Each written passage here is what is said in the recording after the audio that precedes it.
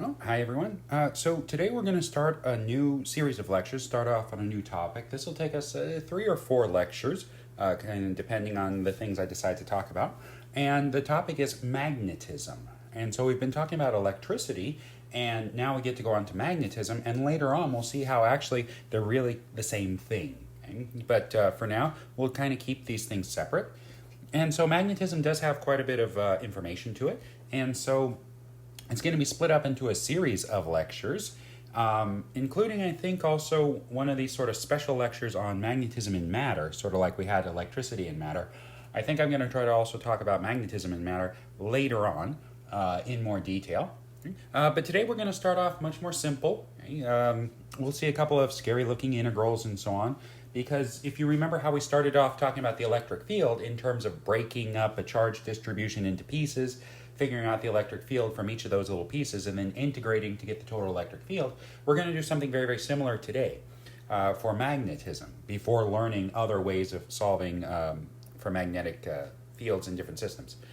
And so we'll start off, we'll try to make it not so bad, but it is a little more complicated than electricity, simply because there's new sorts of features to it that electricity doesn't have. So there's a lot of similarities between electricity and magnetism, but there's some fundamental differences as well. Right? And so this starts off magnetism. We're going to talk about what's called the Biot-Savart law today, and then also get into Gauss's law for magnetism. And so by the end of this lecture, we should have 2 of our 4 Maxwell equations that I keep writing up here. And we'll also have this force law here, okay, this Lorentz force law. So at the end, we're going to put on 2 extra pieces to, and in fact, even it could do a third, to these equations that we're writing here. Okay, so you'll see what I mean. So magnetism. You're very familiar with magnets, you know, the things you stick on the refrigerators and so on. And so it's a very obvious question, well, what is magnetism? How does this thing work? And it does turn out that by looking at it very carefully, it's related to electricity. But to see that relationship is a more complicated thing that involves time variations in fields, and we're not there yet. And so I want to start off much more simply and talk about magnetic fields produced from more simple sources, kind of surprising sources. And then we'll use that to figure out sort of the fundamental ideas of magnetism. Okay? And to begin with, let me just remind you of the basic ideas of electricity, okay? Electrostatics, the electric charge.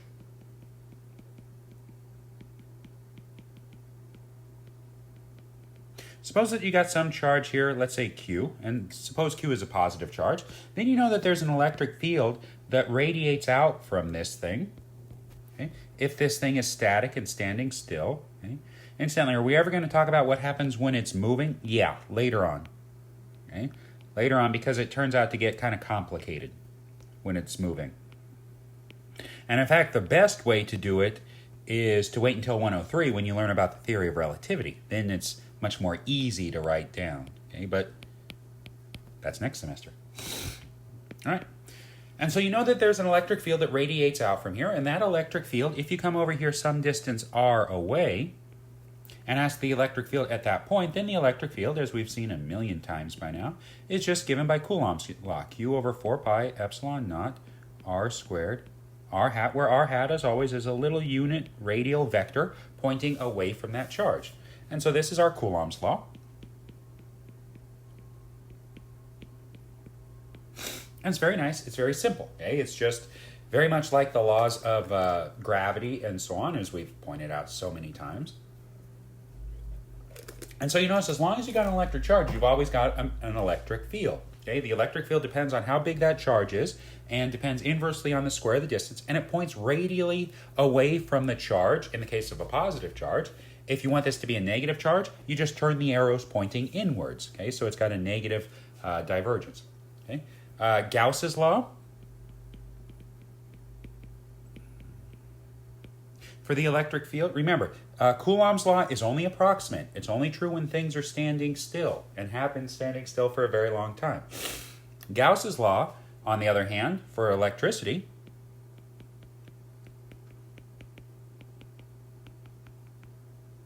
Gauss's law for electricity, you can write it in one of 2 ways.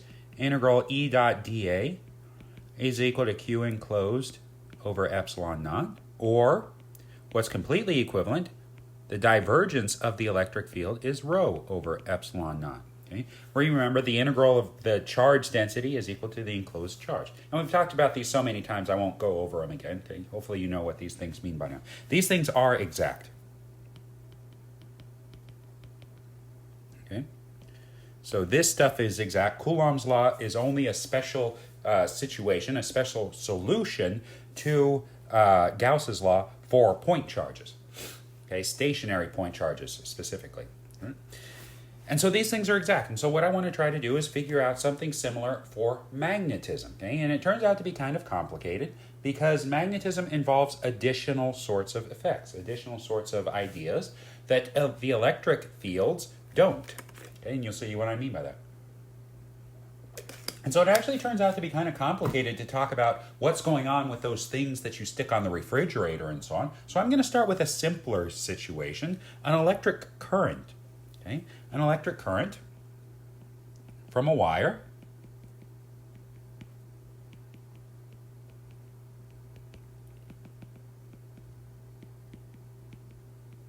okay? And suppose that you have a wire, and here's a couple of examples of wires here. And so suppose that in this case here, okay, in part A here, you've got a wire, and the wire is heading out of the screen at you. Okay? And so if you imagine looking at this wire, okay, the wire is traveling, say, along in this direction. And before you turn on any current, okay, so there's no current, so it's just a piece of wire, then it has no magnetic field. And how would you determine that? Well, suppose you take a compass. Okay, you know what a compass is. It's this thing that measures north and south. Okay, so here's your north direction, here's your south, east and west.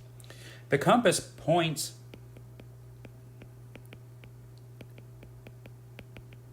north, okay, towards magnetic north, which you may know is not necessarily exactly true north, but it points towards the north magnetic pole. And so if you take this compass and bring it around a wire where there's no current pointing, no current traveling, then that compass just points towards the magnetic north pole. It's not affected. Now, suppose that you turn on that current. So now there's a current I flowing along the wire, say from left to right. Then you find that the compass deflects. Okay? It starts changing. For instance, if the current here, I, is heading out of the page, if you put the compass needle over here, north points up. If you put the compass here, it points that way, and that way, and that way, and that way. So it points kind of around the wire. Now you try it the other way. Okay? You send the current into the page. Okay, so here's what current looks like coming out of the page, or out of the screen.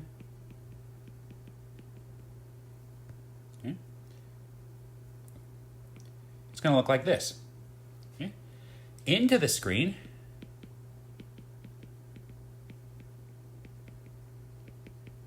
it's going to look like this. Okay. So this means current heading into the screen. This means heading out of the screen, or whatever else. This is fields pointing out of the screen. Okay, this is fields pointing into the screen. How do you remember that? Well, think about an arrow. Okay, suppose you got an arrow here, okay, and you got the tip of the arrow. Then you also got the feathers of the arrow, the fletching of the arrow.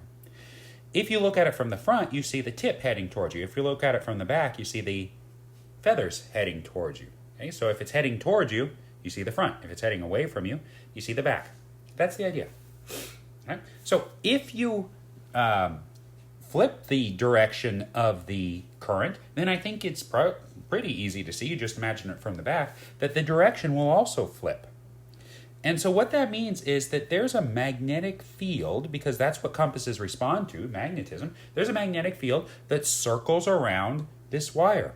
And depending on which direction you're traveling, so if you have a wire where the current is heading out of the board, then there's a magnetic field, let's use green for magnetism, that points this way here, this way here, this way here, this way here, and so on, and so on, and so forth, and on and on and on. On the other hand, if it's heading away from you, Okay, so the current is going now into the page, then it travels in the opposite direction. Now, how do I know that? Well, there's a rule, and we're going to learn these rules in a minute. Okay. And so that's what the magnetic field looks like.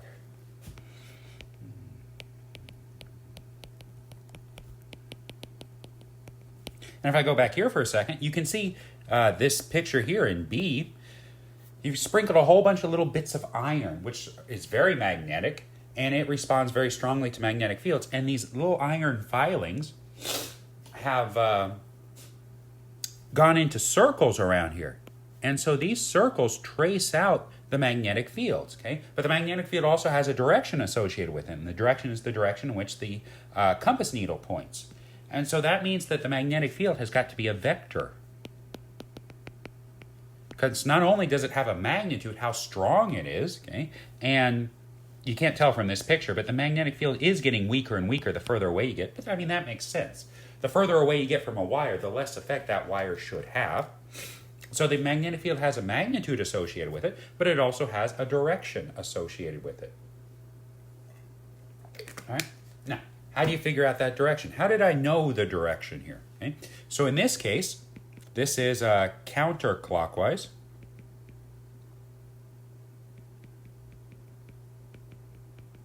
And in this case, it's clockwise for a positive current. How do I remember that? Okay? Well, when you're talking about wires, and in general when you're talking about charges, it turns out that there's a very handy right-hand rule.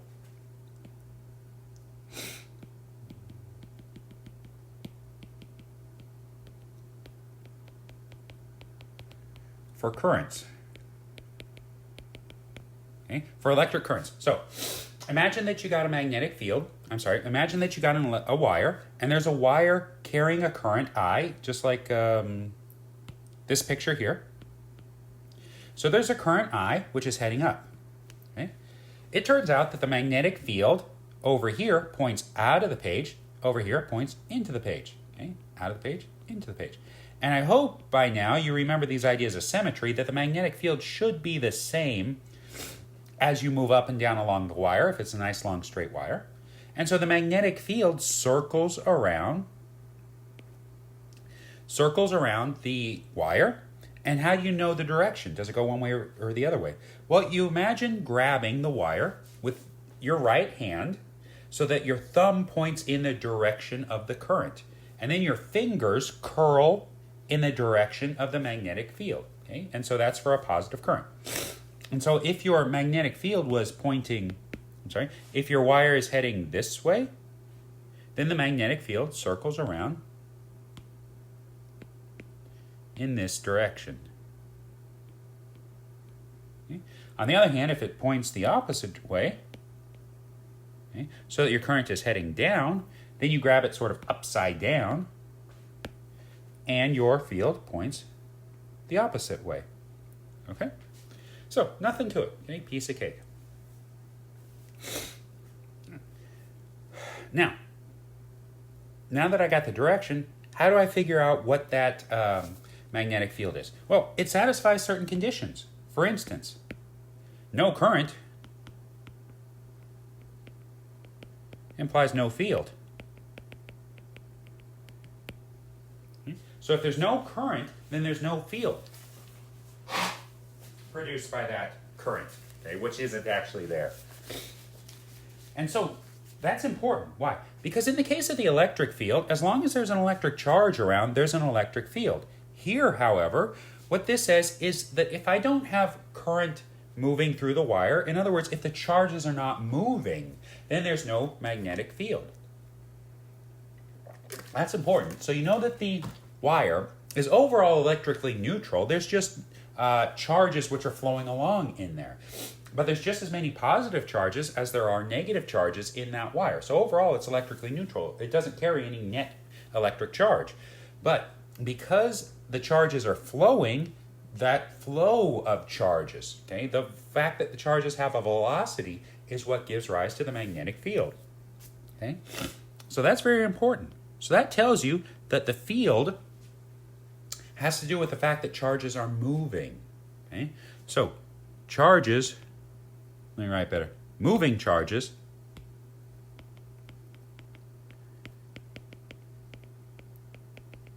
create a magnetic field.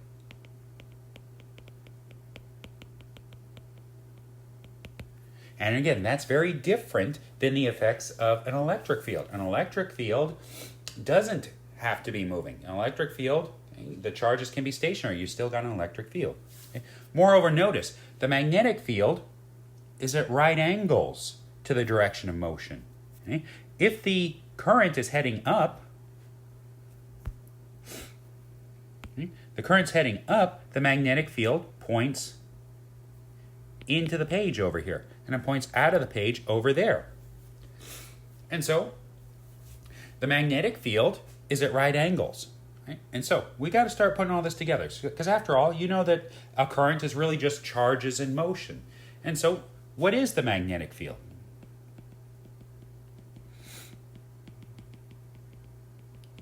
From a point charge,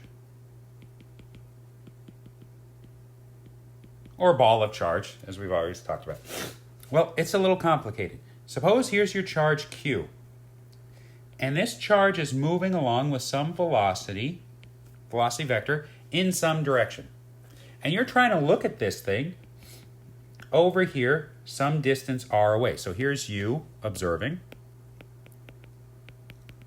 Okay. And you're trying to measure that magnetic field at that spot. Okay.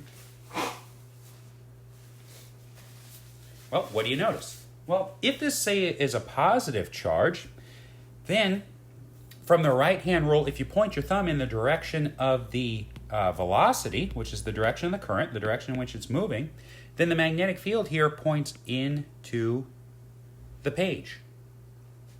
Right? And so this is your magnetic field.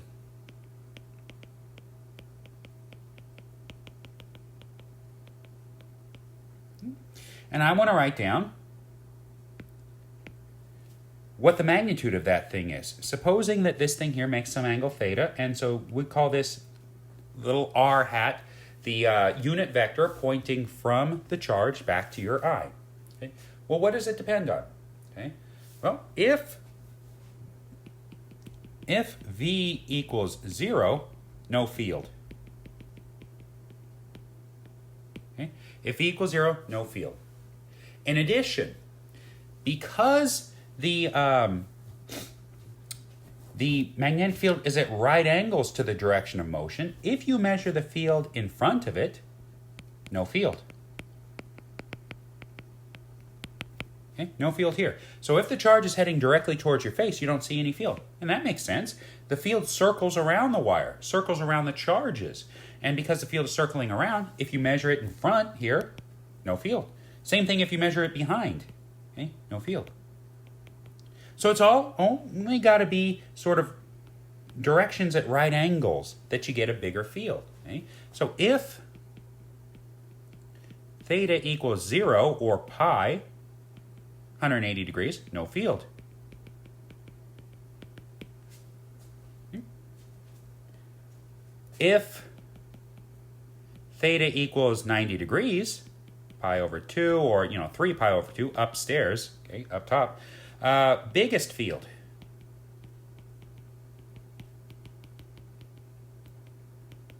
Okay? It's got the biggest field. All right. And so we can put all these things together. And so we start thinking about this. Okay? If there's no V, there's no field. If there's no Q, okay? If Q equals 0, also no field, because in that case there's no current. Okay? Furthermore, further away you get,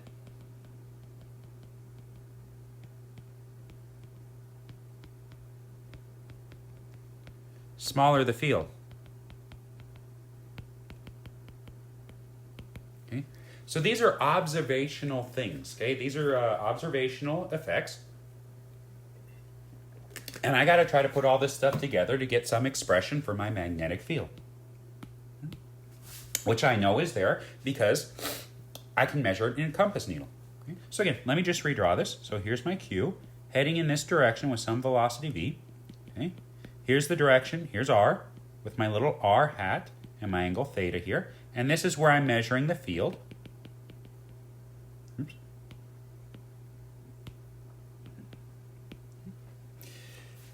And again, in this case, the field points into the page. Okay? If it's up here, it would point out. And so the field circles around in this direction. Okay? But the more further back I get away from it, the smaller it gets. The more at right angles, the bigger that field gets. Okay? But the more the angle gets closer to zero, the smaller and smaller and smaller those effects get. Okay? And so this whole effect sort of moves along with the charge. And so I want to try to write down what that field is. Let me stick with green. What should it depend on? Well, the field should depend on the fact that there's a charge. If there's no charge, then there's no current. Okay? So if there's no current, then there's no field. In addition, it should also depend on that velocity. The bigger the velocity, the faster that thing is going to be moving along, and so the bigger the current. And if the bigger the current, the bigger the field. Okay? So far, this is what we got. In addition, it should depend on the angle. How? Well, if the angle is 0, then you get no field. If the angle is 180 degrees, you get no field. But if the angle is 90 degrees, you get the biggest field. So clearly, I think it depends on sine theta. Okay. Moreover, it depends on the distance, inversely on the distance. In fact, it turns out to depend inversely on the square of the distance. You go twice as far away, then the force is 4 times weaker. Okay, the field, rather, is 4 times weaker. Right? And so this is the magnetic field, almost. Okay? One thing that we're missing is our constant. Okay? Remember, in the case of the electric field, we didn't pick the right units for charge, and so we had to throw in this Coulomb's constant, 1 over 4 pi epsilon naught. Do we have something similar here? Yes, we do. And I'm going to write that constant here as mu naught over 4 pi, where mu naught is a constant. And what's mu naught equal to? Well, it's equal to 4 pi times 10 to the minus 7, exactly. In certain units I haven't told you yet. And so you say, wait a minute, it's mu naught over 4 pi, and I've defined mu naught as 4 pi. Can't I just write 10 to the minus 7? Yes, but the thing is, it turns out equations later on are more nice in terms of mu naught instead of mu naught over 4 pi. And so we kind of keep the electric field sort of thing, 1 over 4 pi. We also keep it here. This is the magnitude of my magnetic field. Okay, and I haven't told you the units yet, so I can't tell you the units of mu naught. Okay. And so that's the magnitude, and the direction of this vector is given by the right-hand rule. Okay, so the direction of that is given by that right-hand rule for current, where again, you point your thumb in the direction of the velocity for the positive charge. If it's negative, you flip it. For the positive charge, your fingers point in the direction of the field. Okay? And so this is the magnitude of my magnetic field, and I need a letter to do that. And because I picked E for the electric field, of course, for the magnetic field, I'm going to pick B. Yes, B. Why not M? M is something different that we'll talk about later on. Okay? And the conventions for these things kind of go back to Maxwell and others. Okay? And so, we got it. Okay? We got it. Now, a couple obvious questions. One, is this exact? Nope. Okay? This is only true for things moving along slowly. Slowly compared to what? Slowly compared to the speed of light. Okay? And why is that? That's going to have to wait. Okay? Where all this speed of light stuff comes from, we'll talk about later on, and it's a big deal in Physics 103. But this is approximately true as long as you're moving along slow compared to the speed of light. Okay? Moreover, what's the units of B? Okay? Well, in case of units of B, it depends on sort of who you ask. Meaning, in terms of the SI units, which is what we stick with, okay, the units of B are what are called Tesla, okay, which you've heard of, I'm sure. Okay? Tesla T. And how you define Teslas is actually in terms of forces and currents and things like that, but it's new units. Okay? You can put all these things together, and so this tells you also that it's god-awful units for this. Let's see, Tesla meters squared per coulomb meter per second. Okay, that's mu naught. It's horrible sorts of units. All right. There's also another set of units which are called Gaussian units. Okay, in which B is measured in Gauss. If you've heard about degaussing a monitor or something like that, that's getting rid of stray magnetic fields, and that's, G. And the conversion is that 10 to the fourth Gauss is 1 Tesla. And a 1 Tesla magnetic field is an incredibly strong magnetic field, a very, very strong magnetic field. You're talking MRI things. The magnetic field of the Earth is about half a Gauss. Okay, and so we'll stick with Teslas because that's the SI units, but you do often hear about Gauss in other regions, okay, in other spots. All right, so that's it. So that's our magnetic field, magnitude and direction. Okay? Now the thing is, since B is a vector, it'd be nice to write it as a vector, okay, and so I'm going to do that. So again, just to redraw everything. Well, most everything. Here's my V, here's my Q, here's my little R hat angle theta. Okay, and this thing over here would be my vector R to my observation point where I'm measuring that B. Okay. So I wrote down that B was equal to mu naught over 4 pi Q V sine theta all over R squared. Well, notice, V here is a vector and R is a vector. If you remember, the cross product, okay, A cross B, okay, well, that's defined as magnitude of A times magnitude of B times the sine of the angle between them times some little unit vector, n hat, which is perpendicular to A and B. So if you have A here and B there, then A cross B points at right angles to both of them. So if A points in the x direction and B points in the y direction, then A cross B points along the z direction. Okay. So if I look at this, notice I can write V cross R hat. Well, that's the magnitude of V times the magnitude of R hat times the sine of the angle between them times something at right angles to them, okay? Times my little n hat. Now this is just V, magnitude of R hat is 1 sine theta times this n hat, okay? And if V points one way and R hat points the other way, then B here points along V cross R, okay? So remember, to take a cross product, point your fingers along the first vector and then curl them through the smaller angle to the other vector, and then your thumb points in the direction of the cross product.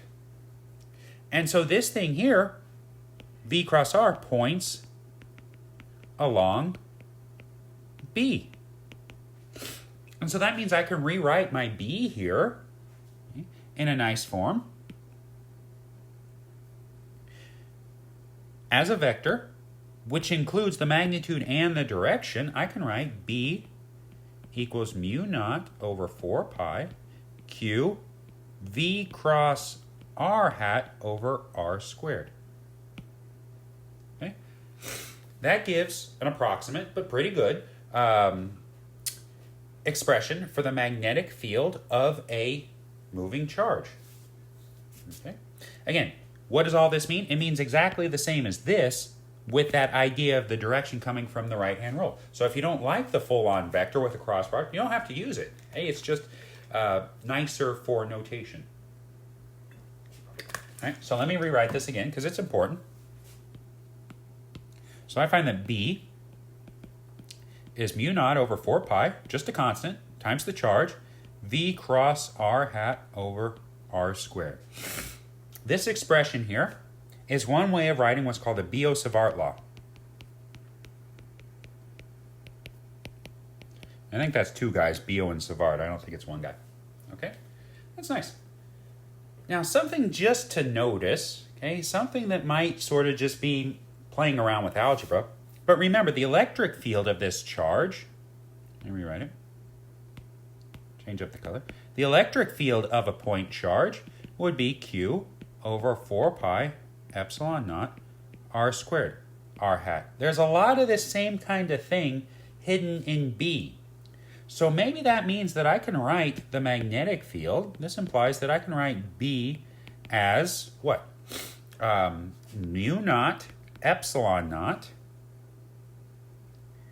V cross E. Okay. That's exactly the same thing. If I take my E and plug it in, hey, this is exactly the same sort of thing. Okay. That's very interesting. Okay, that's very, very interesting. If mu naught and epsilon naughts are something interesting, which they are, okay, what that is, we'll talk about later. This turns out to be basically exact. Okay, this is basically always true.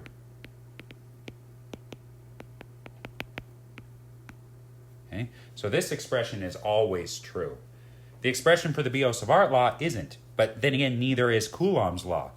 But in the more complicated cases, this is. So if you got a situation in which the electric field of some charge is E, then the magnetic field of that charge, if that thing zips past you, is V cross E times this mu naught epsilon naught. Okay? We're not going to do too much with this now, but this will become important much later on. Okay, so I just wanted to kind of point it out. So right now it kind of looks like there's just funny math things going on, and what does it matter? It turns out to have a deeper meaning. Okay, so that's it. Now, so I've got the Biot-Savart law. And again, the Biot-Savart law gives me the expression for the magnetic field, magnitude and direction, of a charge, of a point charge. Or some ball of charge which is moving along with some velocity v. No. But remember, the first thing that I talked about was the magnetic field of a wire. And so it would be very nice to try to actually get the magnetic field of a wire from this thing, where I'm thinking in terms of currents and charges. Well, that's actually not hard. If you picture a wire here, then you know that it's got a current traveling along, and the current is just made up of a whole bunch of little charges. So if I look at some little bit of charge here, some little section here, which I'll write as some ds, okay, so s is the little length of this section, and it's got a little charge dq, then if this thing is moving along with some velocity v, and I look at it over here with some r hat heading back in this direction, if I look at the little bit of magnetic field from that little bit of charge, well, that should just be mu naught over 4 pi dq v cross r hat over r squared. Okay, so I take this little bit of charge. Right? Well, now let me think about this for a second. dq times v. Well, that's the same as dq times ds dt. Okay? Because the velocity, how fast this thing is moving, is just how fast is it changing that distance. Now, by very highly complicated mathematics, I can write this as dq dt times ds. Well, that's nice. Okay. How can I do that? Well, q is heading in the direction of ds. They're the same things, okay? And as your charge is changing, your charge is flowing. But remember what dq dt is. This is just your current, ids. And so that means I can write that little bit of magnetic field as mu naught over 4 pi I ds cross r hat all over r squared. And so that's the little bit of magnetic field from the little bit of the segment of a wire, from a little piece of the wire. Now, to get the total magnetic field, of course, you know what I should do. I should integrate. Okay? Along what? Well, ds. What's ds? Well, it's along the length of the wire.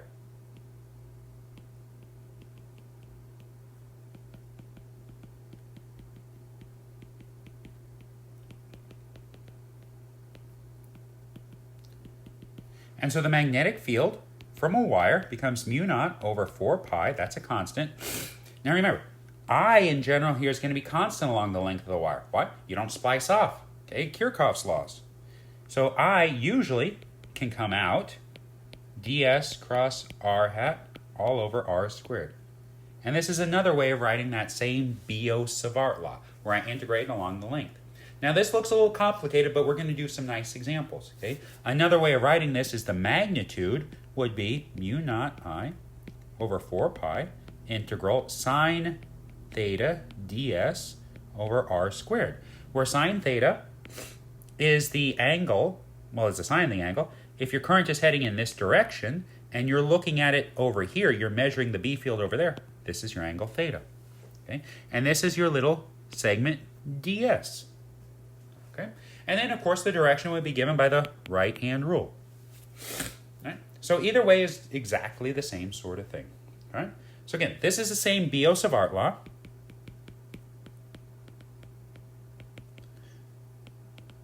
Okay?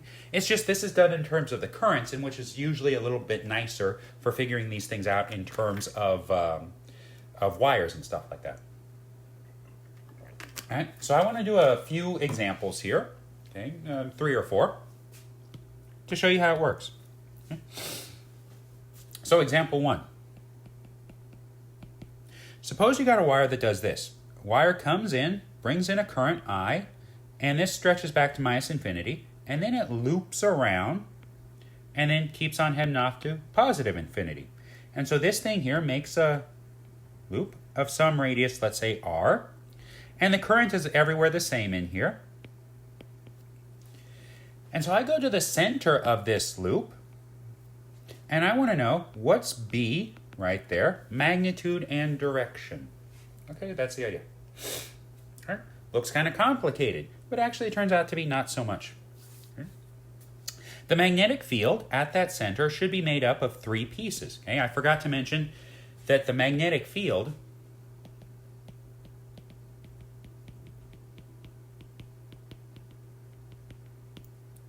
obeys the principle of superposition.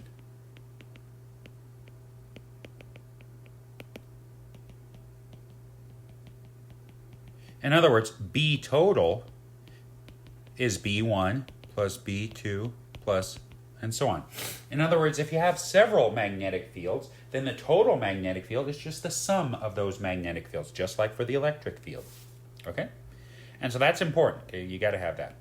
And so this magnetic field should be the contribution of 3 different spots. Call this spot 1 here, 2, and 3. Okay, so it should be B1 plus B2 plus B3. All right, I got to figure these things out. Now notice, okay, in the case of B1 here, my current is heading towards this point. Okay, my current is heading towards this point, okay, towards the point where I'm trying to measure the magnetic field. So V and R hat are parallel to each other. Along 1, theta equals 0 degrees.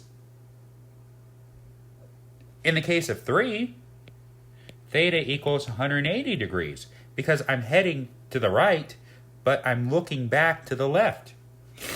Right? And so along spots 1 and 3, if I plug in sine theta equals 0, I get B equals 0. So B1 and B3 are both 0. Why? Because remember, there's no magnetic field if you're heading directly towards something or directly away from it. So if the wire is heading towards your face, you don't measure a magnetic field. It's only at right angles. So your total magnetic field should just be the magnetic field from 2. Right? So how do we figure that out? Well, it's not hard. Okay? Let me redraw it.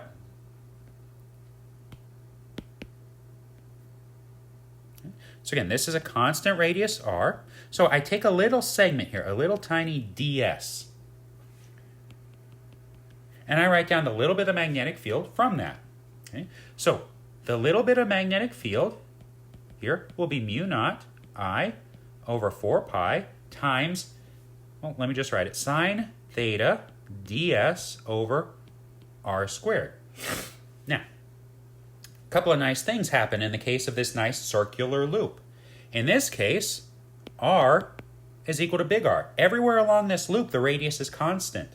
So I'm not changing my radius. That's nice. Also, remember what the angle is. The angle is the direction between where the charge is moving and where I'm looking. And so this angle here, theta, equals 90 degrees. And it's 90 degrees everywhere along the loop. So sine theta is equal to 1. Okay?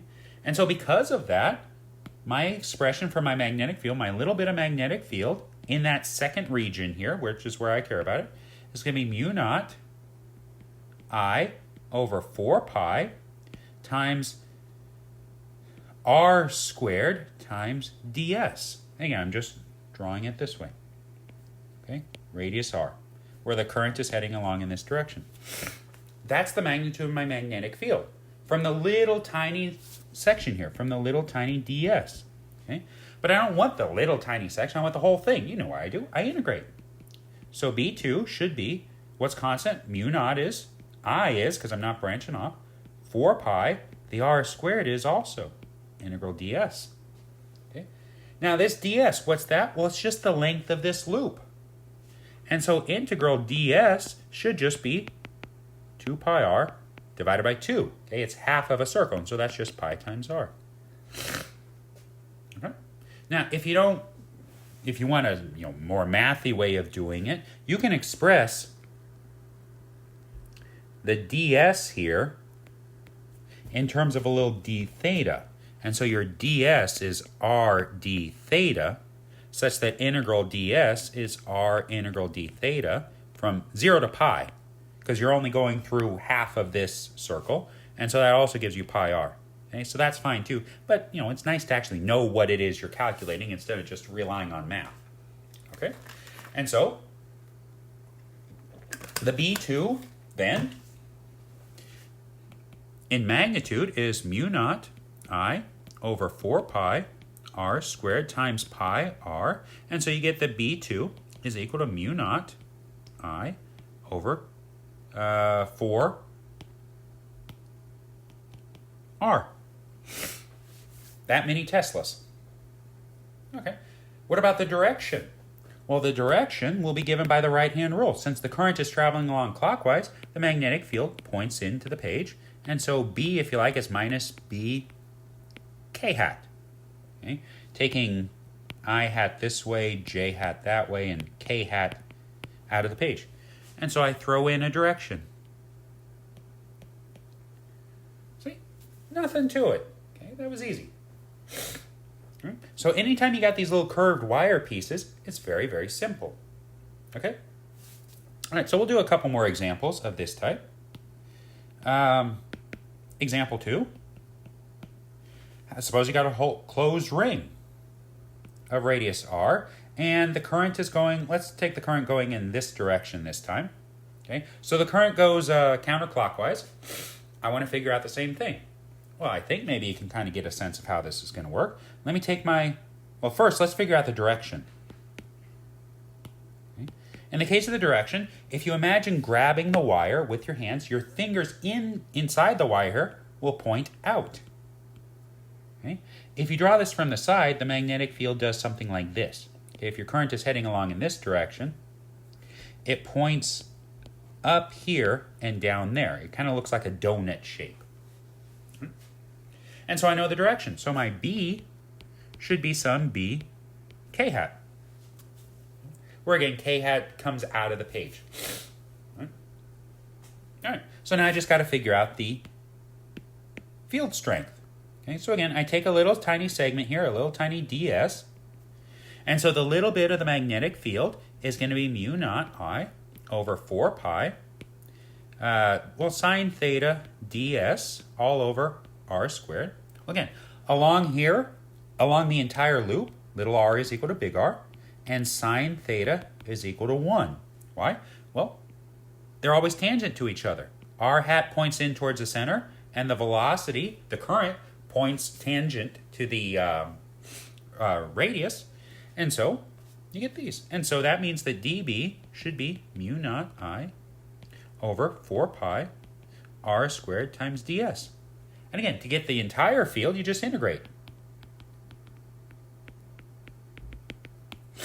So B, mu naught I over 4 pi r squared, and again, it's completely constant, times integral ds, and now this time it's going to be 2 pi r, because you're going around the entire loop. And so that means that your total magnetic field, magnitude and direction, will be mu naught I over 2r k hat in this case.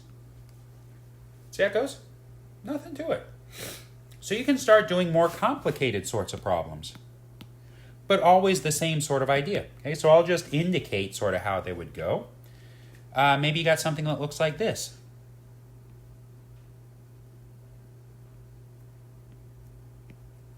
Okay, where these things stretch off to infinity, and you want the magnetic field right here at that spot.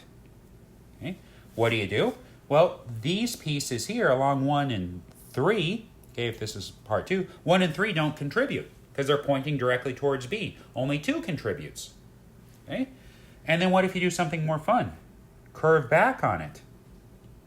Well, now you got 2 pieces contributing, 2 and 4, but it's the same sort of expression.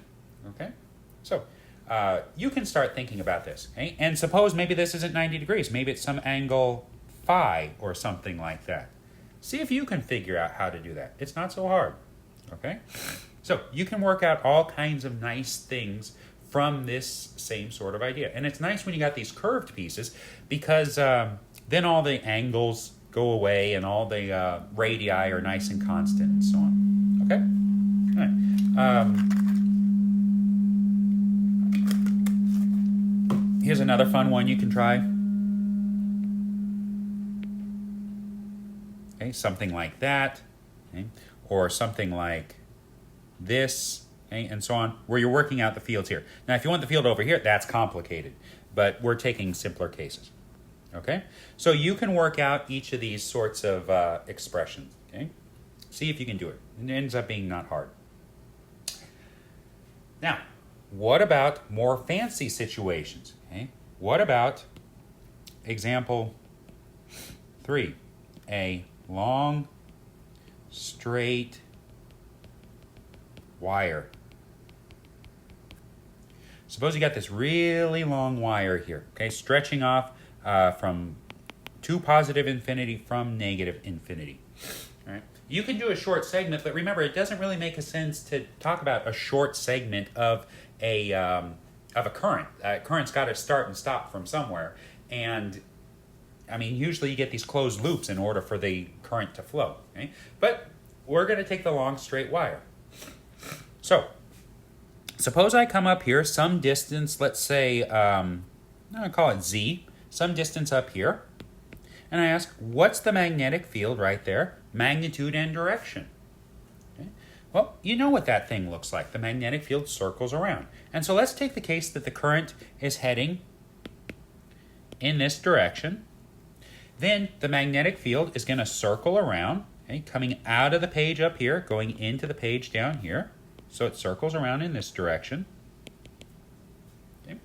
And so the magnetic field here would just be some B k hat. So I know the direction. That's nice. So I don't have to worry about components or anything like that because I know the direction of the field up there. I just have to work out the magnitude. Right? And again, from the symmetry of this thing, the fact that it's got translational symmetry, the magnetic field should be the same everywhere along this wire for the same distance. The magnetic field here should be the same as here, as here, as here, as long as you don't change Z. And it should be the same here, except down here, it's going to be pointing into the page. Right? So B is going to be B of Z only. Okay? It can't depend on the angle. And it can't depend on where you are around this thing. It can only depend on how far away you are. Okay? So let's see if we can work it out. Okay, so let me put in another page. So let me redraw it. Here's my wire, again, stretching off to infinity. Current is heading in this direction. And I come up here some distance, Z, and I want the magnetic field at that point. Okay? So now it becomes a little complicated. So I'm going to take my little segment, dx, which in this case is going to be dx, and I come over here away from this spot by distance x. And this thing here is at a distance of r, which you know is square root x squared plus z squared, and it's heading in this direction. Right? And so I start off by writing all the same things. Okay? The little bit of the field from this little segment will be mu naught I over 4 pi sine theta dx over r squared. Okay, again, my ds is dx I hat in this case. Okay. So I got to work these things out. Okay. Now I know what r is. Okay, it's this thing here. What's sine theta? Well, theta is the angle between the current and my little r hat here. So this is theta. Okay. Now I don't know that theta, but suppose I look at this alpha here. Notice from the picture, alpha plus theta is 180 degrees. So that's pi. So that tells me theta equals pi minus alpha. Okay. Now sine of theta will be sine of pi minus alpha, which, if you remember trig rule, sine times cosine minus cosine times sine, this thing should be sine of pi cosine alpha, 0, plus minus cosine of pi sine of alpha, so this just becomes sine alpha. And the nice thing about sine alpha, well, this is just z over r. Okay, from the picture here. So my sine theta is z over r. Okay? All right. So hopefully that makes sense. And so plugging these things in, this tells me that mu naught I over 4 pi, I'll put a z here, dx over r cubed, because there's one r from here, x squared plus z squared to the 3/2 power. Okay, that's my little bit of magnetic field from the little segment. Okay, so let me rewrite it. Okay, dB is going to be mu naught I z over 4 pi dx over x squared plus z squared to the 3/2 power. Now, that's a little bit. So to get the entire thing, I have to integrate over the length of this wire. So in other words, I'm integrating over x. So B should be equal to mu naught I z over 4 pi integral dx over x squared plus z squared to the 3/2 power from minus to plus infinity. Because this is an even integral, I can also write this, because the magnetic field of all of this stuff from x equals 0 to infinity does the same thing as from minus infinity to 0, I can write this as mu naught I z over 2 pi, integral from 0 to infinity, dx over x squared plus z squared to the 3/2 power. Okay? Now, this integral we've done before. If you let x equals z tangent theta, you can work this thing out. Okay? I'll just tell you the answer. Okay, I'll let you check it. This turns out to be 1 over z squared. Okay? You check it. You check it. And so that means that the magnetic field is going to be mu naught I over 2 pi z.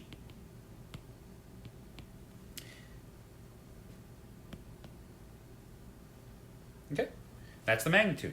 Okay? And then the direction, if the current's heading in this direction, B points out of the board. Okay, down here it points into the page. If you want to get fancy, you can write this as phi hat, where phi hat is this vector that points around this thing. Okay? This is in cylindrical coordinates. Okay? But we don't need to be so fancy. We can just say the magnitude and direction. So the magnetic field of a long straight wire is given by that. Okay, so this is important, so I'm going to write it down again.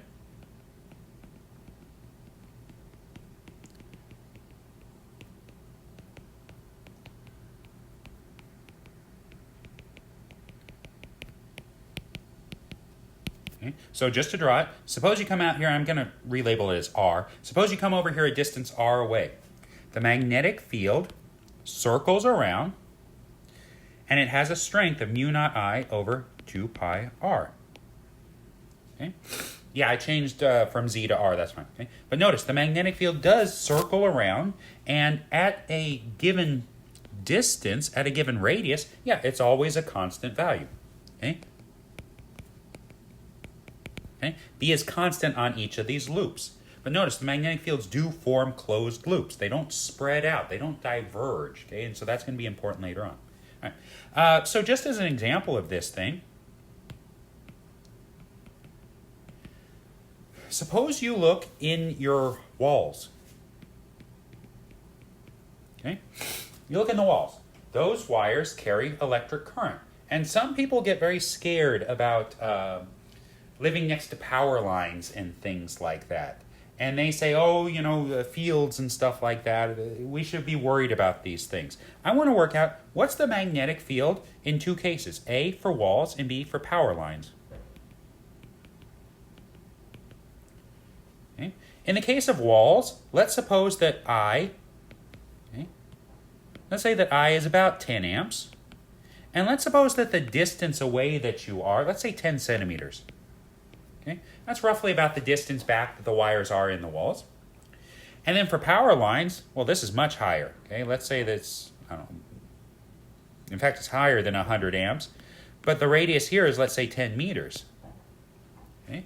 And let's compare these. Let's see what we get. In the case of B in the walls, the magnetic field should be mu naught I over 2 pi r. And remember, mu naught here is 4 pi times 10 to the minus 7 times I, 10, over 2 pi times 0.1, 10 centimeters. And you get 2 times 10 to the minus 5, okay, which is 0.2 Gauss. The field of the Earth is about 0.5 Gauss. Okay? And this top one here was in Teslas. So, the magnetic field of the wires in your home is less than the magnetic field coming from the Earth, the static magnetic field of the Earth. Okay? Plug in the same thing for here. You get the same sort of thing. Okay? The magnetic fields of the wires and things like that are very small compared to the magnetic fields of the Earth. If you're happy living on the Earth, you should be happy living around power lines, okay? Except for the fact that sometimes they don't look very nice, okay? And so, no, there's nothing to be worried about for magnetic fields or anything like that. In the same way, when you go to the malls, when they're open, and you see these people selling these magnetic bracelets for balance or something like that, don't spend your money on those either. They do nothing. There is nothing about magnetic fields for this kind of stuff that's good or bad for you. Magnetic fields can be very important in health-related things, MRIs and so on, but okay, don't spend your money on magnetic balance bracelets and so on. Okay? So, nothing to it. All right. Let me do one more example, a little bit more complicated this time. What is this? Example 4? 4. One more example, then I want to talk about Gauss's law for magnetism. Okay? Suppose you've got a loop here, okay? But suppose you want the magnetic field not in that loop, in the center of that loop, but up here some distance, again, we'll say z, up above the center of this loop, where this current, let's say, is going around in this direction. So if you look at it from the top, it's heading that way. Okay? I want the magnetic field up there. Okay? Let me actually come down a bit. I want the magnetic field at that spot, magnitude and direction. This one's a little more complicated. Now I actually have to worry about components and so on. Okay? And so we'll take this to be some radius r here. How do I start? Exactly the way I did before. Okay? I take a little segment, a little tiny ds here. And I say, all right, at this distance here, okay, that's not so bad. This distance here is my r, which is square root z squared plus big R squared. And what's the direction of the magnetic field up there from that point? Well, this is a little more complicated. Remember, this is my R hat, and my current heads in this direction. The magnetic field is always at right angles to both of them. And so the magnetic field is going to be pointing this way, okay, where that makes a right angle, right?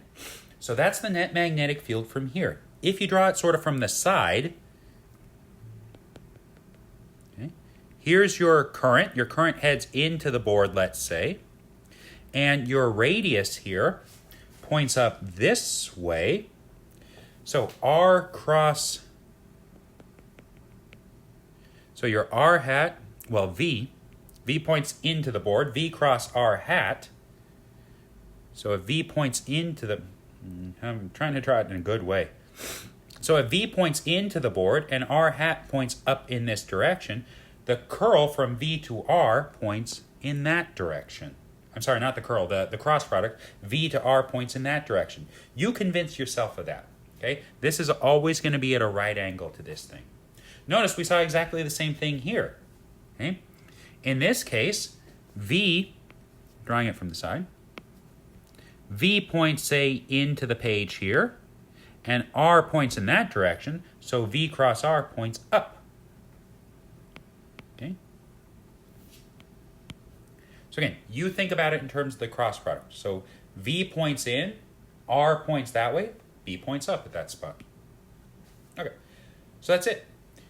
So this thing here is going to make some angle, let's say alpha. It's not theta. Okay, this is not the sine theta. Sine theta is the angle between R hat and ds. In fact, in that case, theta is equal to 90 degrees. Okay, they're always perpendicular. R points in towards the center, and ds, always points radially around.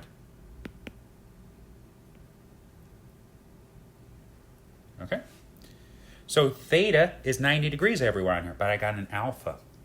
In the same way, if I go over here to the other side and take another component, I hate these stupid things. If I come over here and take another component and do the same thing, on the other side, my magnetic field over here will also be pointing with an angle, alpha, and this will be my dB here. So if you think about it and you kind of go around in this kind of cone as you move around this thing, the net field has got to point straight up. Okay? So the B total should point straight up. Okay? All those components cancel. Right? So again, this is a little more complicated and takes a little bit of thinking about, but what we're finding is that B should be B K hat. And actually that's not surprising, because if you think about the case when z equals 0 right here in the center, that should also point up. So this is just a generalized version of this same answer. And in fact, this is a good way of checking.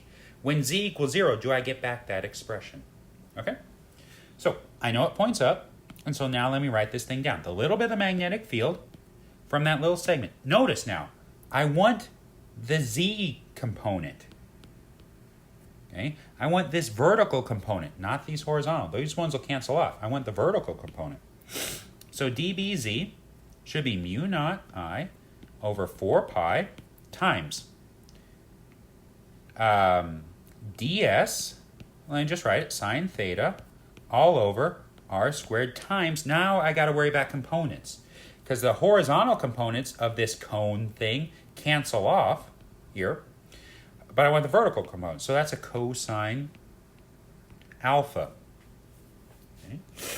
And so remember, B is a vector, so sometimes we do have to worry about components. Why didn't I have to worry about it here? Because I knew the direction. Everything was pointing only along the z direction. Okay? Everything was only pointing out of the board here. Okay? And so, I got to work this thing out. Now again, I know that sine theta is going to be sine of 90 degrees, which is just 1. So that's nice. I don't have to worry about that. And moreover, my r from the picture is right here, is square root z squared plus r squared. Now what about my cosine alpha? So I look at this picture. Again, I don't know that. But let me call this angle here, I wish this would stop erasing. Call this angle phi, because I can figure out the cosine of this one. Notice, alpha plus phi is equal to 90 degrees. Why? If I take alpha plus 90 plus phi, I get 180 degrees. And so this tells me that alpha is pi over 2 minus phi. Okay? And so cosine alpha, oops, should be cosine of pi over 2 minus phi, which again, cosine minus sine, or plus sine, this is sine phi, which from the picture is r, big R, over little r. Okay, just going back to the picture, the sine of this angle is this distance, which is r, the radius, over the hypotenuse. Okay, good. So that means my little dB, z, is going to be mu naught I over 4 pi times big R over z squared plus r squared to the 3/2 power, okay, from this extra factor of r and that r squared, times ds. Okay? All right. So again, a little bit more complicated, but hopefully it's making some sense. Now, again, I want the whole thing, so I have to integrate it. Now, again, what's constant? Mu naught I, r, that certainly is. The 4 pi, obviously. Now, z, yep, z is. I'm integrating around the length of this wire. I'm not changing z. So, in fact, this thing here is also constant. So I just have to integrate this. So integral ds, that's just the length around the loop. That's 2 pi r. And so putting it all together, I get bz is going to be mu naught I r squared over 2 z squared plus r squared to the 3/2 power. Is that it? Yeah. And then k hat for a direction. In fact, I can get rid of this b. Okay? Or this z, I mean. That's the magnetic field up above this loop. And hopefully that's right. Okay. How do I check?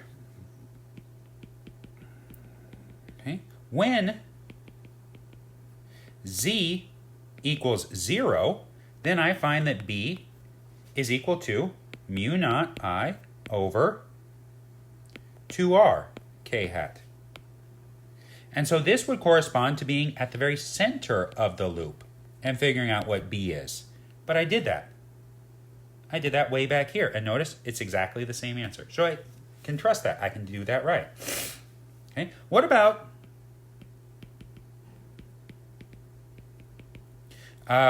z is a whole lot bigger than r? In that case, z squared plus r squared is pretty much just z squared. And so my b in that case is pretty much mu naught I r squared over 2 z cubed k hat. Okay.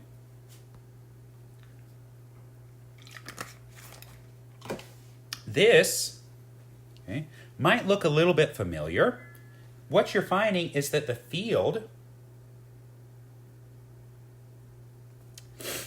of this little loop of wire, okay, so let me redraw it.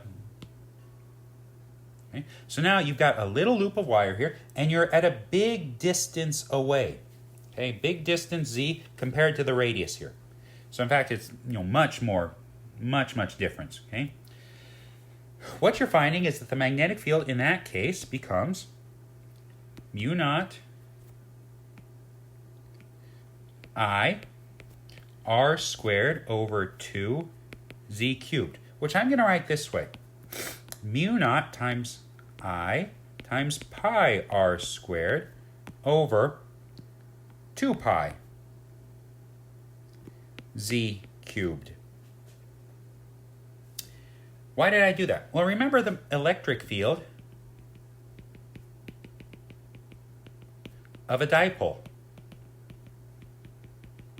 Okay? In that case, the electric field on the axis was 2 over 4 pi epsilon naught p over r cubed. Well, z cubed, I guess, if it's straight up along the axis. Okay? So you get this expression here. Okay? That's the electric field on the axis if you're way up high.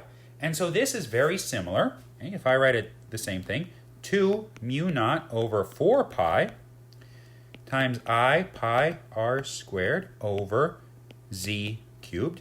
It's the same sort of thing here. Okay? It's exactly the same sort of thing, except we're just switching epsilon naughts and mu naughts. And this thing here does describe the magnetic field of a dipole.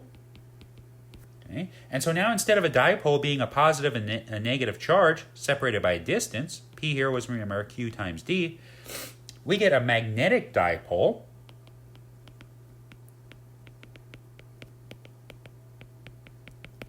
where the dipole moment, which I'm going to write as mu here, is just I times pi r squared, which is the current. I need a new thing here. Magnetic dipole is a current loop. Okay?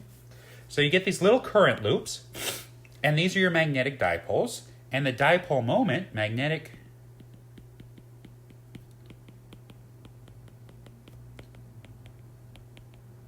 we identify this mu here, we identify with I times pi r squared. But notice, this is the current times the area of the loop. Okay? And so that means that the magnetic field of a dipole is pretty much 2 mu naught times mu over 4 pi over r cubed. And in fact, mu has a direction associated with it as well. Okay? This loop here has that, where you define the direction in terms of its normal, the normal to the area. It's a little dA. Okay? And so mu here is just the magnitude of mu times our area vector. Okay? Area, well, let me write this way. Okay? Times the n hat that we've talked about so many times before. Okay? And so that's interesting. Okay? So the magnetic fields comes from these little current loops. Okay? And in fact, this gives a way of thinking about where the magnetic field of refrigerator magnets come from. Okay? So we'll talk more about magnetic dipoles in a little bit. Okay? But the magnetism of stuff.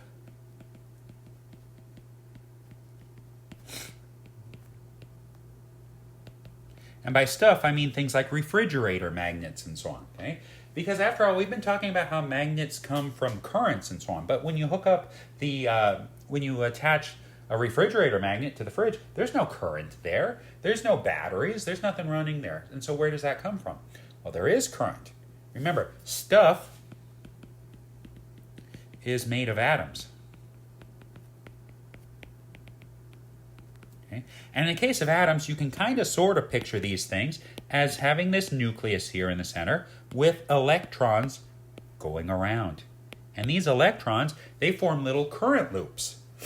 And so if you picture the atoms, okay, the atoms act like little current loops. In other words, they act like little magnetic dipoles. Okay? Little magnetic dipoles. So you picture this atom. It has a little magnetic field going like that. You pick another atom over here.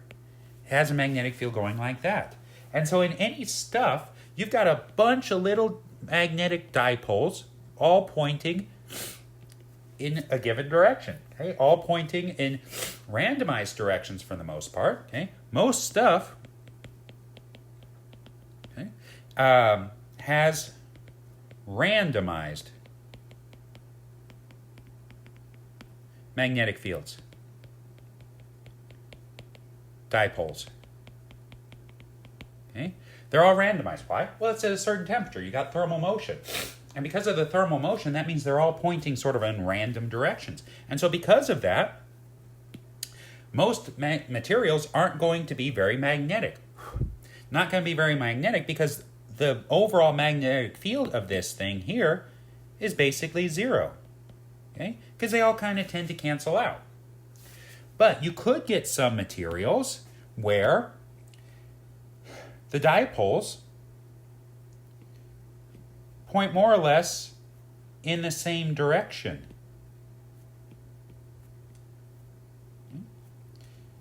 And in certain regions here, which are called domains,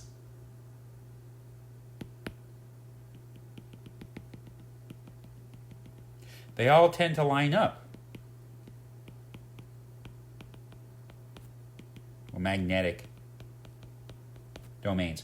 In this case, the dipoles tend to line up. And in fact, the magnetic fields in one domain tend to try to orient the magnetic fields in the other domain in the same direction. They produce a torque. We'll talk about that later. We haven't talked about magnetic forces yet, but we'll get there, okay, and we'll work that out. And so in that case, what happens? Well, each of these things, the individual magnetic fields of these things is very, very small. Okay? And so most magnetism, okay, from the magnetic point of view of the little electrons, is a very, very small effect. But when you get a whole bunch of them, 10 to the 23rd, lining up in the same direction, you get a big magnetic field. The magnetic fields all add up. They all integrate together to give you a big field. And so in these sorts of materials, like what? Like iron, cobalt, and nickel, okay, what are called ferromagnetic materials. Okay. The electrons spinning, orbiting magnetic dipole things, whatever it is, tend to line up, tend to give you an overall big effect. And so you get locked in magnetism. Okay? And these are your permanent magnets.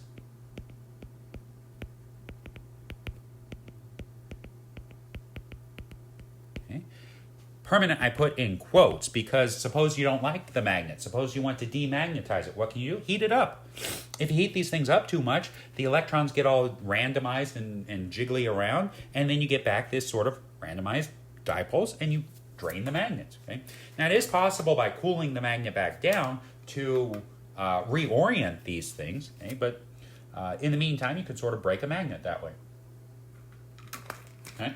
The details of this are complicated, not even counting the fact that this is a purely quantum mechanical thing. It turns out that if everything was true according to the thermodynamics that we learned before, there'd be no such thing as magnetism at room temperature. Room temperature is far too hot, according to the laws of classical physics, for this process to happen.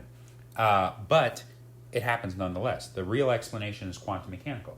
But later on, in one of these special lectures on the magnetism of matter, we'll talk about these ideas and what's called magnetization and so on. Okay? The last thing that I want to talk about, and then we'll finish, is this thing here. Okay? So we found that in the Biot-Savart law, let me find it again.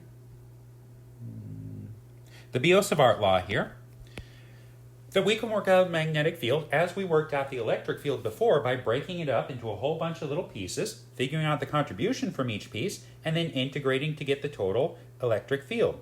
Okay? Total magnetic field. And that's a general thing, and that's what we did for the electric field as well. And we did that until we figured out Gauss's law for the electric field, which saved us a lot of trouble. Now the question is there a Gauss's law for magnetism?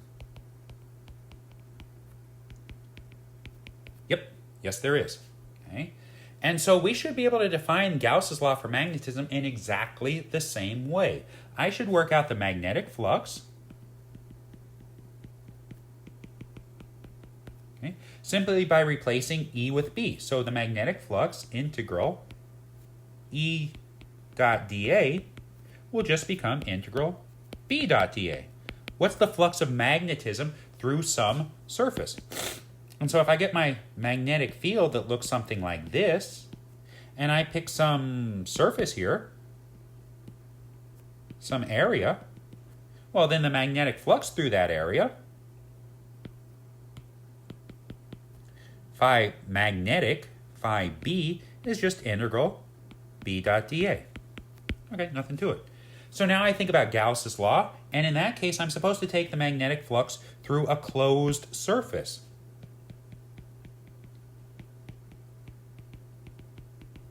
So integral B dot dA. Okay. What should this be equal to? Well, in the case of the electric field, okay, we had integral E dot dA was equal to Q enclosed over epsilon naught. What is it in this case? Well, look at our magnetic fields. Look at every magnetic field we've talked about. Okay?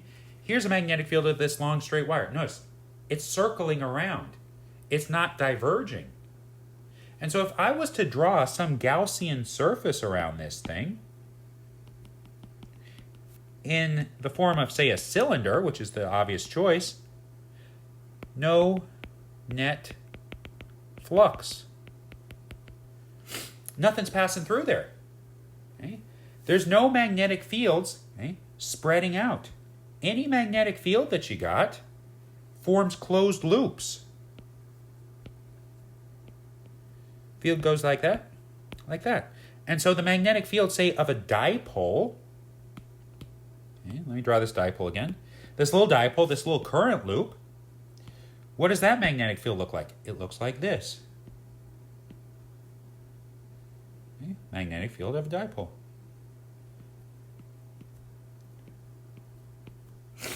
Now, draw a bubble around this thing. A closed bubble.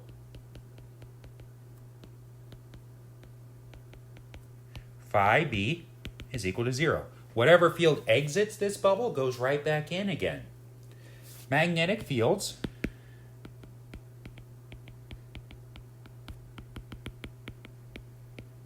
always form closed loops. And so that implies that phi B through a closed surface is always 0.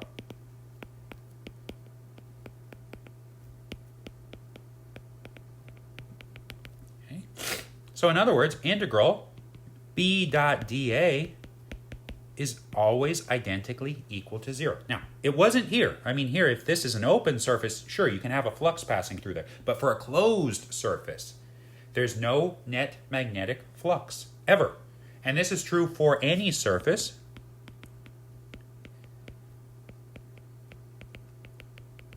And for any magnetic field. And so this is a constraint.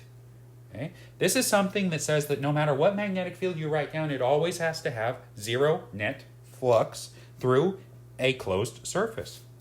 But this is my Gauss's law. And so my Gauss's law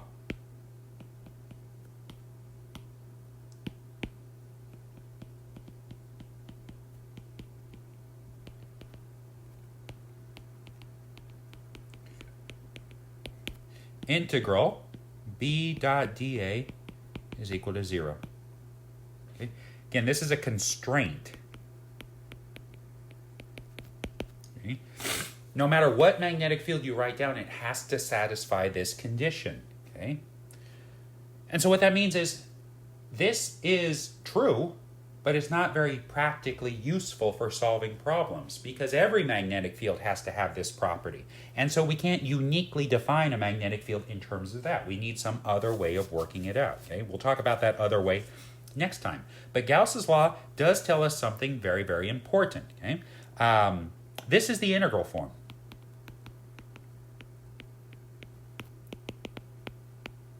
So I think that you can see that the differential form should just be that del dot B is equal to 0.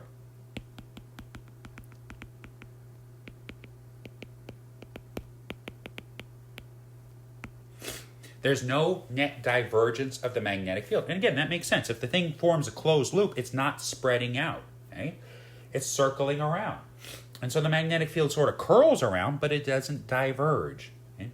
The question is, are these things always true? That requires a little bit of a comment. Okay? But I'm going to sort of say, with a little asterisk here, always true. Okay? This is always true. With a little star. Okay? What does that star mean? Okay? I'll come to that in a second. These are, okay, this one here in particular is the second of our Maxwell equations up here. Okay? You see now we've got two of them. We got the first one and we got the second one. We got two Gauss's law. One for electricity, one for magnetism.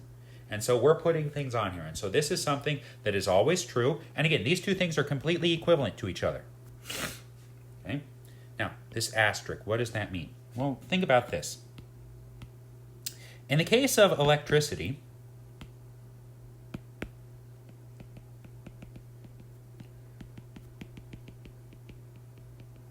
in the case of the electric field, Gauss's law had these two forms. E dot dA is equal to Q enclosed over epsilon naught, and also that del dot E was equal to rho over epsilon. And these are completely equivalent because integral rho d volume is Q enclosed.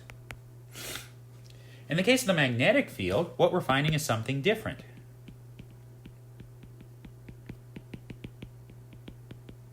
We're finding that integral B dot dA is equal to 0 and del dot B is equal to 0. If you compare these forms, what this kind of says is that Q magnetic enclosed would be equal to 0, or rho magnetic would be equal to 0. So in other words, what Gauss's law for magnetism is saying is that there's no such things as individual magnetic charges. Okay? If you have a magnet, take a magnet with a north pole and a south pole, and now cut it in half. You don't get a north pole and a south pole. You get a north and a south and a north and a south. Okay? You don't have individual magnetic north poles. Okay?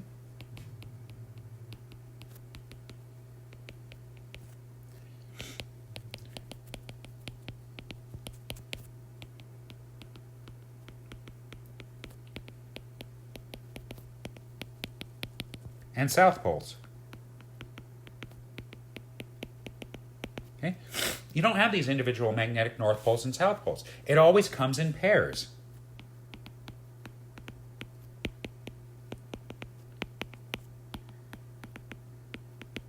And if you look at what these magnetic fields of these north and south look like, they look like these. Exits the north, goes to the south. This is a dipole. This is exactly the magnetic field of our dipole. And so what that means is magnetic fields come from dipoles. There are no magnetic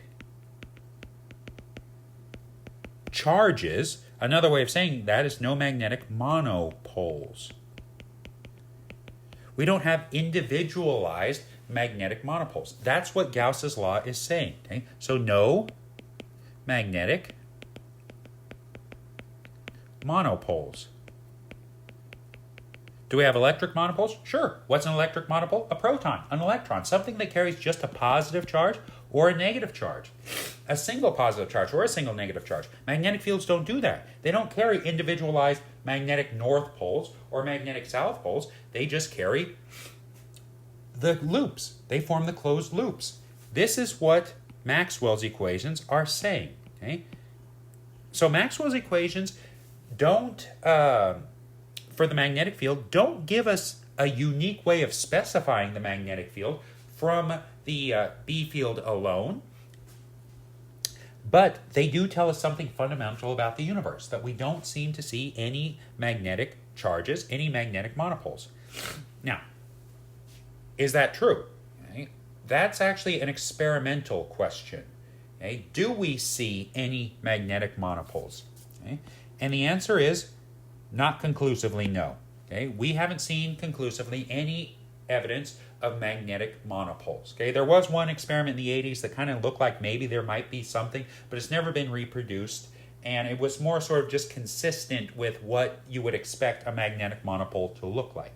Okay, what would it look like? Imagine a really long magnet, okay, where the magnetic north spreads out like this, and then the magnetic south comes in like that. Okay? And then just look at this little bit. That would look like a magnetic monopole. Right? Now, it's an experimental question. We don't see any. However, theoretically, there are reasons for believing that magnetic monopoles exist, okay, somewhere in the universe. High-class theories of physics and so on do predict that magnetic monopoles should have been created at the Big Bang, plenty of energy around, but that they should be very heavy. Okay, very, very heavy. And that would explain why we haven't seen them yet. They're very hard to make. If that's the case, where are they now? They should have been around. Well, there's another theory of physics, which is called cosmological inflation, which suggests that right after the Big Bang, the universe kind of blew itself up very rapidly. And this period of inflation pushed the monopoles out of our observable part of the universe, and they sort of haven't come back yet. And so that you end up with on order of about one magnetic monopole in our entire observable universe. And so it would make sense that we haven't seen them, because what's the likelihood that we happen to see the one that's floating around in the entire observable universe? Okay? Well, maybe we did in the 80s and just missed it. Okay? But why would we want them? It turns out that if even one magnetic monopole exists anywhere in the universe, it explains why charge is quantized. It explains why charge comes only in lumps of electrons and so on, and you don't see any other amounts of charge out there. Okay? Any charge that we see is 2 electrons or 4 electrons, but never 1.5 electrons. We don't see that. This gets into fancier ideas and so on, but it's a very, very interesting sort of theory, and it's very nice to do that. Okay? If we did want to change that to allow for the presence of monopoles, then Gauss's law for B would change. You just write del dot B would be equal to some rho magnetic, probably times mu naught, okay? Where this would be your magnetic charge density. An integral B dot dA would equal to mu naught Q magnetic enclosed.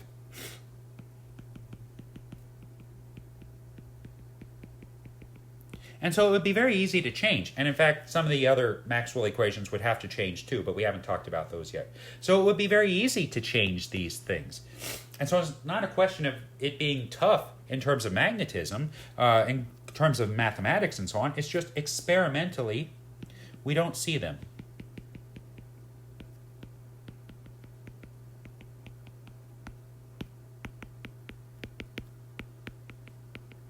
Okay? And since we don't see them experimentally, we sort of set these things equal to 0. Okay? And so we just get back that del dot B is equal to 0. Okay? So again, an easy sort of expression. And again, any magnetic field we write down,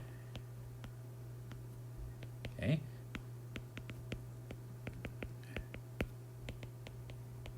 must satisfy this.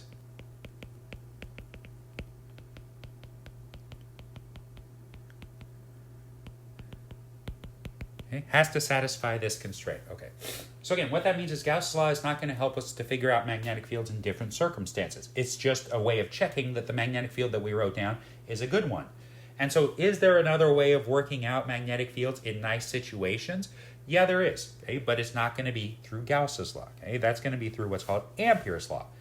And that's what we'll talk about next time. Okay? So next time we're going to talk about another way of figuring out the magnetic field in simple circumstances like wires and so on. And then we'll also talk about magnetic forces. Okay? But that's it for now. See you next time.